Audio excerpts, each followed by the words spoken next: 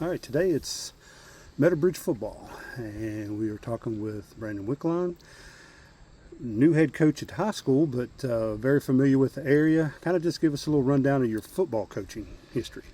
I started out as a volunteer under Coach Bennett Okay. when he was still alive, and he gave me some small things to do, and then I got a bigger role when Coach Hambrick took over. Okay. Then the following year, I was the offensive coordinator for Coach Redden. Okay. And the year after that, I took over as the head middle school coach and done that for 14 years. And then last year moved up to varsity assistant. Okay. So fair to say you're really familiar with the group that you're working with right now. Yeah, I coached all of them in middle school, Okay. so they're kind of familiar with what we do. Okay. And kind of what your schemes and what you plan to try to do and everything. Yeah, they were a little rusty starting out with it. So most of them hadn't done it for a few years, but as we kind of went on, they're getting a better grasp of it. Okay. Now, anytime it's not joking, but we kind of, when we come to Meadow Bridge, we know it's kind of power out football, and I don't. Is it going to be like that under you? I'm thinking maybe not. No, we're going away from the traditional power eye. We're more spread shotgun team. Okay. I feel like with the kids we have, with Caden Sims, Bo Weichel, Tripp and Trent Rolls, Tony Martin, like those kids can run, Right. and I want to get them in space. Okay, and I mean that's the one thing about this team. You do have some dynamic athletes that, and when they do get in space, they can be dangerous. Yes, especially I'm been really impressed with Bo Weichel. He's cut down to about 200 pounds, Okay. and he's got his speed back. And yeah, we've got about 4 kids. If they get in the open field, we'll have a hard time catching them. Now, the one glaring thing, from what I remember from last year was cross the line. You were pretty senior heavy, and so you've got some replacements to make there. Let's just kind of talk personnel across the interior offensive line. We have 2 returning starters. Okay. Nick Hammonds, which he's moved from center to right tackle. Okay. He's lost 50-some pounds, Right. moving great. We have Tucker Pugh. He's a senior, back at right guard. Okay. Looking at Colby Simmons at center right now. Okay. Jackson Atkins at left guard, and Leland Vandal at left tackle. Okay. And our smallest guy's about 220 right now. Right. But I just don't feel like, with today's football, that's big enough to line up and run at people. So I'm going to Right. get them angles and get them pulling, because they all move well Right. to be bigger kids. And really, I think a lot of times, and you can tell me if I'm wrong, I think people get a misconception of the spread too. It is to get people in space, but it also kind of clears out that box just a little bit, and you can run more effectively.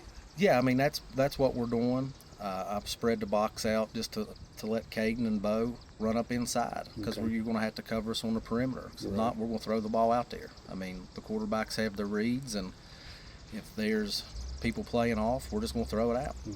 Now you talk a little bit about Bo. I mean, we expected him to be something special this year, but anytime we look at your offense, Caden's the one that comes to mind, and you expect another big year out of him. I do. Caden's going to line up at tailback in some sets, but he's also going to line up as receiver. I mean, Okay. he is such a great athlete. I hate just to have him run the ball, because he Right, can right. catch. I mean, I think it's going to put a lot of pressure on defenses trying to figure out how to stop him in the passing game as well. Right. And that is, I mean, maybe not new under you, but is that a little new for him in high school? Because he didn't do much of that, right? No, it is new for him, and I think, the first few days when we're putting this stuff in, he was having a little struggle with adjusting to it. Okay. But now, yesterday we went live and stuff, and I think they're starting to see, hey, this is how this opens up, this is how I need to run out of it, Okay. and they're starting to get a better feel, all of them are. I know, I don't really know your numbers, but I know you do a lot of, two-way. I mean, guys got to play both directions. What is your defense going to look like? Who's going to kind of be the anchor for your defense? Well, we're going to have Bo at our Mike linebacker. I'm changing the scheme up. We're going more of an even look, and Bo and Tripp will be our linebackers. I'm moving Caden back to safety. Okay. Okay. That's interesting. He's going to have a lot of responsibility to run as well as Right, pass. right. But the way I kind of figured is, I don't think anybody's going to be breaking any long runs on us or Right. big plays, because, he's going to chase them down. Right. That's a good idea. That's interesting. I like that. How's he adjusted to that? Is he like that? I think he does. We haven't worked on defense probably as much as we should have. Okay. But he understands what his role is in the defense. Right. And, when you run the ball 30, 40 times a game and then are expected to make 40 tackles at linebacker getting beat on, that gets a little tough. Right. Right. I agree. The last kid that I can remember being here that could do that, or the last two, was Jake Parker and Caleb Richmond. Right, right, I mean, it takes a special kid to do that. right. It's And a lot of abuse on the body. and I think, with, like I said, with Caden's speed, I'm gonna let him run side to side. Okay. I mean, as fast as we are, we're gonna push everything to the outside. Now, did he play linebacker last year? Is that He where did. had him last year? Yep. Okay. So he's used to playing both ways and stuff. Yeah, So, yeah. Most of our kids, very few of them just play one way. I Right. mean, that's we have 24 out, but Just the it's still nature. just the nature of it. I mean, Right. small Class A football, you're gonna play both ways, Exactly. and special teams. Right, exactly. Yeah, everybody kind of forgets about the third phase. Does he do the punting for you? He'll probably do the punting. He'll probably be our kickoff man. Okay. So he is going to be multifaceted this year. Yeah, he'll probably snap on extra points. So Who's going to do your extra point kicking? right now, looking at Bo. Okay. Okay. We got a little interesting twist for our extra points. So Okay. Well, we'll be interested to see that. So, all right, let's go to quarterback. Who you think's you're going to put under center? right now, I'm working two. Okay. Trip Rolls and Tony Martin, both of them have really good skill sets back there. Mm-hmm.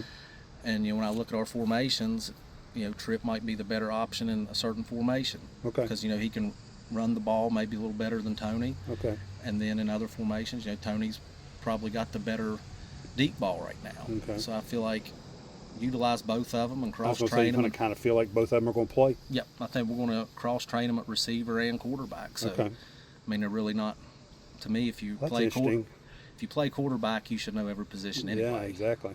I mean, that actually gives you another dimension too, because if one of them's out there as a wide out, they're kind of wondering, okay, is this going to be a throwback and a pass, or Yeah. kind of changes, it makes the defense think a lot. And Caden's going to be back here taking some direct snaps too. Oh, okay. A little wildcat kind of. Yeah, I just feel like with this team, we can do a lot of things, and I just don't want to limit us on what we Right. can do.